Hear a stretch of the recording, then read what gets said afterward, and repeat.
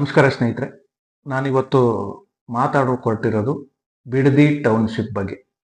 ಯಾಕಪ್ಪ ಅಂದ್ರೆ D K Shivakumar ಅವರು ಈ ಬಿಡದಿನ ಟೌನ್ಶಿಪ್ ಮಾಡೇ ಮಾಡ್ತೀನಿ ಅಂತ ಹಠ ತೊಟ್ಟು ನಿಂತಿದ್ದಾರೆ.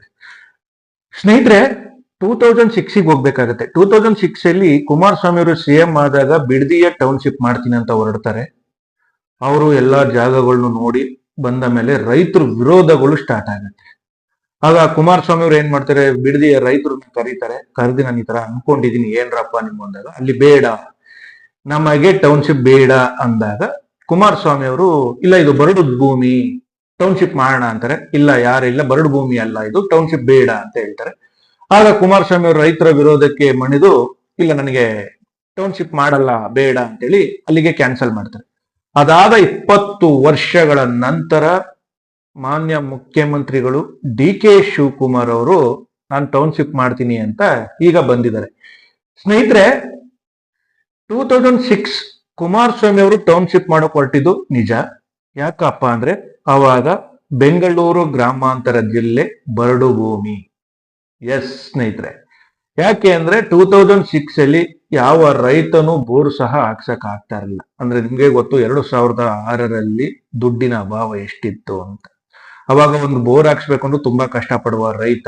ಆಗ ಬೆಳೆಯನ್ನು ಬೆಳೀತಾರಲ್ಲ, ಏನಿಲ್ಲ, ಮಳೆನೆ ಅನ್ಕೊಂಡು ಏನ್ ಬರುತ್ತೆ, ರಾಗಿ ತೆಂಗುನ ಮಾಡ್ಕೊಂಡು ಇರ್ತಿದ್ದ. ಅದು ಕೆಲವು ಜಾಗಗಳು ಬರಡು ಭೂಮಿ ಸಹ ಆಗಿದ್ದು.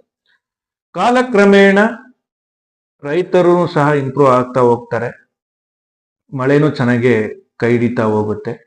ಆಗ ಪ್ರತಿಯೊಬ್ಬ ರೈತನು ತನ್ನ ಜಮೀನಿನಲ್ಲಿ ಬೋರ್ವೆಲ್ನ ಹಾಕ್ಸಕ್ ಸ್ಟಾರ್ಟ್ ಮಾಡ್ತಾರೆ. ಹಾಕ್ಸಿ ಬೆಳೆಯಕ್ ಸ್ಟಾರ್ಟ್ ಮಾಡ್ತಾರೆ.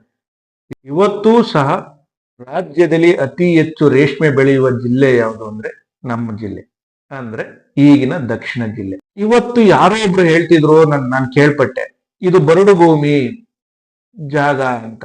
ನಾನು ಅವ್ರಿಗೆ ಹೇಳಕ್ ಒಂದೇ ಒಂದು ವಿಷಯ ಹೇಳ್ತೀನಿ. ಅವ್ರು ಬರಕ್ ಹೇಳಿ, ಯಾವ ಜಿಲ್ಲೆಯಲ್ಲಿ 400-500 ಅಡಿಗೆ ಬೋರ್ವೆಲ್ ಅಲ್ಲಿ ನೀರು ಬೀಳುತ್ತೆ ತೋರ್ಸಕ್ ಹೇಳಿ. ಆದರೆ ನಮ್ಮ ಜಿಲ್ಲೆ ಬೆಂಗಳೂರು ದಕ್ಷಿಣ ಜಿಲ್ಲೆ, ಮೊದಲು ಬೆಂಗಳೂರು ಗ್ರಾಮಾಂತರ, ಆಮೇಲೆ ರಾಮನಗರ, ಈಗ ಬೆಂಗಳೂರು ದಕ್ಷಿಣ ಜಿಲ್ಲೆ. ಈಗ ಬೆಂಗಳೂರು ದಕ್ಷಿಣ ಜಿಲ್ಲೆಯಲ್ಲಿ 400-500 ಅಡಿಗೂ ನೀರು ಬೀಳುವ ಜಾಗ ಇದೆ. ಅದ್ ಹೆಂಗ್ರಿ ಬರಡು ಭೂಮಿ ಆಗೋಗ್ಬಿಡುತ್ತೆ. ಈಗ ಇದಕ್ಕೆ ಮಾಗಡಿ ಶಾಸಕರು ಹೇಳ್ತಾ ಹೋಗ್ತಾರೆ, ಇಲ್ಲ ಬರಡು ಭೂಮಿ ನಾವು ಮಾಡ್ತೀವಿ ಅಂತ. ಮಾಗಡಿ ಶಾಸಕರು ಯಾರು ತಲೆಗೆ ಅಂಟ್ಕೊಳ್ಬೇಕು. ಯಾಕೆಂದ್ರೆ ಯಾವ ಪಕ್ಷಕ್ಕೂ ನಿಯತ್ತಾಗಿಲ್ದಿರೋ ವ್ಯಕ್ತಿ ಅವಯ್ಯ.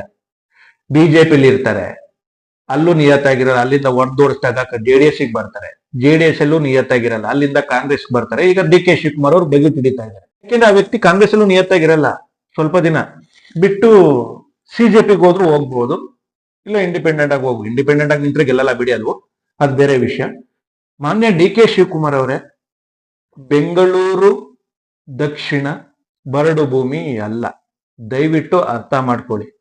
ಇವತ್ತು ನಮ್ಮ ಜಿಲ್ಲೆಯಲ್ಲಿ ಭತ್ತ ಬೆಳೀತಾ ಇದ್ದಾರೆ, ತೆಂಗು ಬೆಳೀತಾ ಇದ್ದಾರೆ, ರಾಗಿ ಬೆಳೀತಾ ಇದ್ದಾರೆ, ತರಕಾರಿ ಬೆಳೀತಾ ಇದ್ದಾರೆ, ಹಸುಗಳನ್ನ ಸಾಕಿದ್ದಾರೆ, ಮುಖ್ಯವಾಗಿ ರೇಷ್ಮೆನ್ ಬೆಳೀತಾ ಇದ್ದಾರೆ. ಇದು ಬರಡು ಭೂಮಿ ಅಲ್ಲ. ದಯವಿಟ್ಟು ನಿಮ್ಮ ಕುಮಾರಸ್ವಾಮಿ ನಿಮ್ಮ ಹಠಕ್ಕೆ ನಮ್ಮ ಜಿಲ್ಲೆಯ ರೈತರನ್ನ ಬಲಿಪಶು ಮಾಡಬೇಡಿ. ಒಂದು ವಿಷಯ ಹೇಳ್ತೀನಿ, ತಿಳ್ಕೊಳ್ಳಿ ಸ್ನೇಹಿತರೆ. ಇದೇ ಕಾಂಗ್ರೆಸ್ ಸರ್ಕಾರದಲ್ಲಿ ಬಂಗಾರಪ್ಪನವರು CM ಆಗಿರ್ತಾರೆ. ಕಾವೇರಿ ನೀರು ವಿಷಯ ಗಲಾಟೆ ಬಂದಾಗ ಹೇಳಿರ್ತಾರೆ, ರೈತರು ತಂಟೆಗೆ ಬಂದ್ರೆ ಮನೆ ಮುಂದೆ ಇರೋ ಬದ್ನಿ ಊಟ ತಗೊಂಡು ಹೊಡೀರಿ ಅಂತ. ಇದೇ ಕಾಂಗ್ರೆಸ್ಸಿನ CM. ಈಗ ರೈತರು ತಂಟೆಗೆ ಬರ್ತಾ ಇರೋರಿಗೆ ನಾವೇನ್ರು ತಗೊಂಡು ಹೊಡಿಬೇಕು? ನಾವು ಅದೇ ಬಗ್ನಿ ಕೂಡ ತಗೊಂಡೇ ಹೊಡಿಬೇಕು. ಡಿ ಕೆ ಶಿವಕುಮಾರ್ ಅವರೇ, ಹೆಣ್ಣು ಮಕ್ಕಳ ಕಣ್ಣೀರು, ರೈತರ ಕಣ್ಣೀರು, ಶಾಪ ಖಂಡಿತವಾಗೂ ನಿಮ್ಮ ಸರ್ಕಾರಕ್ಕೆ ತಟ್ಟುತ್ತೆ. ಅದಕ್ಕೆ ಈಗಾಗಲೇ ನಿಮ್ಮ ಪಕ್ಷದಲ್ಲೇ ಇದಕ್ಕೆ ವಿರೋಧವಾಗಿದ್ದಾರೆ. ನೀವು ಟೌನ್ಶಿಪ್ ಮಾಡ್ತಿರೋದು ಯಾಕೆ ಅಂತ ಇಡೀ ಕರ್ನಾಟಕಕ್ಕೆ ಗೊತ್ತು. ನಿಮ್ಮ ಚೇಲಗಳಾಗ್ಬೋದು, ಲ್ಯಾಂಡ್ ಮಾಫಿಯಾಗಳಾಗ್ಬೋದು, ಜಮೀನುಗಳನ್ನ ತಗೊಂಡಿದ್ದಾರೆ ಅಂತಾನು ಇಡೀ ಕರ್ನಾಟಕ. ಶಿವಕುಮಾರ್ ಅವರೇ, ನಮ್ದು ಒಂದು ಪ್ರಶ್ನೆ ಇದೆ. ನಿಮ್ಮ BDA ನಿರ್ಮಾಣ ಮಾಡಿರುವಂತ ಕೆಂಪೇಗೌಡ ಲೇಔಟ್ ಹಾಗೂ ಶಿವರಾಮ ಕಾರಂತ ಲೇಔಟ್ ಎಷ್ಟು ಇಂಪ್ರೂವ್ ಮಾಡಿದರೆ ನೀವು ಹೇಳಿ. ಒಂದೇ ಒಂದ್ಸಲಿ ಕೆಂಪೇಗೌಡ ಲೇಔಟ್ ಆಗ್ಬೋದು, ಶಿವರಾಮ ಕಾರಂತ ಲೇಔಟ್ ಆಗ್ಬೋದು, ನೋಡ್ಕೊ ಬನ್ನಿ.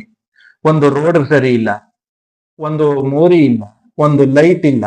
ಅದನ್ನೇ ಇಂಪ್ರೂವ್ ಮಾಡಕ್ಕಾಗದೆ ಹೋದವರು ನೀವು ಬಿಡದಿ ಟೌನ್ಶಿಪ್ ನ ಏನ್ ಇಂಪ್ರೂವ್ ಮಾಡ್ತೀರಾ? ಮೊದಲು ಶಿವರಾಮ ಕಾರಂತ ಲೇಔಟ್ ಆಗ್ಬೋದು, ಇಲ್ಲ ಕೆಂಪೇಗೌಡ ಲೇಔಟ್ ಆಗ್ಬೋದು. ಮೊದಲು ಇಂಪ್ರೂವ್ ಮಾಡಿ. ಹೋಗಿ ಒಂದು ಸಲ ಕೆಂಪೇಗೌಡ ಲೇಔಟ್ ನೋಡ್ಕೊ ಬನ್ನಿ. ರೋಡ್ ರೆಡಿ ಇದೆಯಾ, ಮೋರಿ ರೆಡಿ ಇದೆಯಾ, ಲೈಟ್ ಇದೆಯಾ, ನೀರ್ ಇದೆಯಾ, ಅದೆಲ್ಲ ನೋಡ್ಕೊ ಬನ್ನಿ. ಅದನ್ನೆಲ್ಲ ನೋಡ್ಕೊ ಬಂದು ಆಮೇಲೆ ನೀವು ಬಿಡದಿ ಕಡೆ ಬರ್ತಿರೋ, ಇಲ್ಲ ಕನಕಪುರಕ್ಕೆ ಬರ್ತಿರೋ, ಇಲ್ಲ ಆರ್ವಳಿಗೆ ಹೋಗ್ತೀರೋ, ಎಲ್ಲಿ ಹೋಗ್ತಿರೋ ಆಮೇಲೆ ಹೋಗ್ರಿ. ಡಿ ಕೆ ಶಿವಕುಮಾರ್ ಅವರೇ, ರೈತರ ಕಣ್ಣೀರಿನ ಜೊತೆ ದಯವಿಟ್ಟು ಆಟ ಆಡಬೇಡಿ. ಒಂದು ಸಲಿ ರೈತ ಎದ್ದು ನಿಂತ ಅಂದ್ರೆ ಯಾವ ಪಕ್ಷಕ್ಕೂ ಉಳಿಗಾಲ ಇಲ್ಲ. ಆಯ್ತು, ಹಾಗೂ ನೀವು ನಮ್ಮ ಬಿಡದಿ ರೈತರ ಜಮೀನ್ ತಗೊಂಡ್ರಿ ಅಂದ್ರೆ ಬಿಡದಿ ಜನಕ್ಕೆ ಯಾವ ಕೆಲಸ ಕೊಡ್ತೀರಾ ಹೇಳಿ?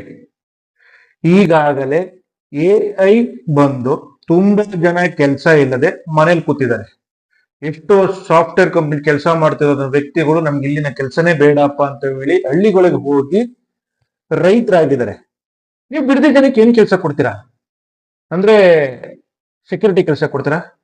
ಯಾಕೆ ನಿಮ್ಗೆ ಸೆಕ್ಯೂರಿಟಿ ಕೆಲಸನೇ ಕೊಡ್ಬೇಕು. ಯಾಕೆಂದ್ರೆ ಹಳ್ಳಿಯ ರೈತರ ಜನ 40ರಿಂದ 50 ಮೇಲೆ ಇದ್ದಾರೆ. 50 ಅಂತವ್ರಿಗೆ ಏನ್ ಕೆಲಸ ಕೊಡ್ತೀರಾ? ಸೆಕ್ಯೂರಿಟಿ ಕೆಲಸನೇ ಕೊಡ್ಬೇಕು. ರಾಜನಾಗಿ ಹಳ್ಳಿಲಿ ಬದುಕ್ತಿದ್ದ ರೈತ ಈಗ ಟೌನ್ಶಿಪ್ ಆದ್ಮೇಲೆ ಸೆಕ್ಯೂರಿಟಿ ಗಾರ್ಡ್ ಆಗಿರ್ಬೇಕಾ? ಅದ್ ನೀವೇ ಯೋಚನೆ ಮಾಡಿ. ಪ್ರಿಯ ವೀಕ್ಷಕರೇ, ಸಿನಿಮಾ, ರಾಜಕೀಯ, ವಿಚಾರ, ವಿಮರ್ಶೆ, ಸಂದರ್ಶನ, ಹಲವಾರು ವಿಷಯಗಳಿಗಾಗಿ ನಮ್ಮ ಆದಿಪುರುಷ ಸ್ಟುಡಿಯೋಸ್ ಚಾನೆಲ್ಗೆ ಸಬ್ಸ್ಕ್ರೈಬ್ ಮಾಡಿ. ಲೈಕ್, ಶೇರ್, ಕಮೆಂಟ್ ಮಾಡುವುದರ ಮೂಲಕ ನಿಮ್ಮ ಬೆಂಬಲ ವ್ಯಕ್ತಪಡಿಸಿ. ಮತ್ತೆ ಸಿಗೋಣ.